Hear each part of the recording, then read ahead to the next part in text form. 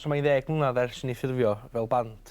A dwi'n rili'n teimlo fatha 10 mlynedd rili ydi. Ia, mae'n rhyfedd fatha meddwl bod ni'n blant 15 oed yn ysgol Mynrefel yn dechrau band a wedyn 10 mlynedd wedyn da ni. Yma dal i wneud Miwsig, ia, mae'n gret yndi. 10 mlynedd yn teimlo'n bonkers, mae'n teimlo'n surreal braidd. Dwi prin yn gallu ffeindio geirau i ddisgrifio fo. Mae'r 10 mlynedd yn mynd mor sydyn, mae'n gymaint o stwff i digwydd, a da ni dal i fwynhau. Yndan. So, dal i fynd, de.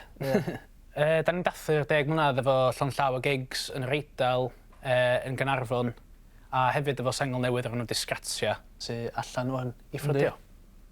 Ia, mae'r gan amdan ein amser ni yn Morbenio, sef dinas yn yr Eidal, yn yr Alps, a mae wedi cael ei gyfeillio gyda Llanberis.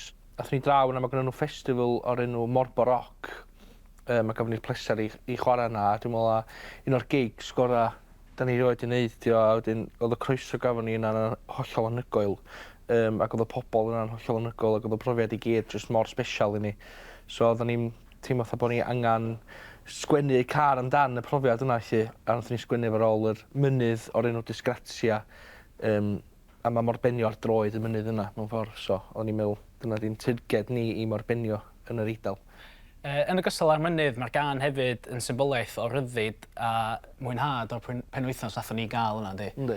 Mae'r ryddid yn un o'r breintiau mwyaf allwch chi gael, a dwi'n teimlo bod ni'n lwcus iawn i allu neud hynna ar lwyfan wrth perfformio. Felly, ia, mae'n gan am ryddid hefyd.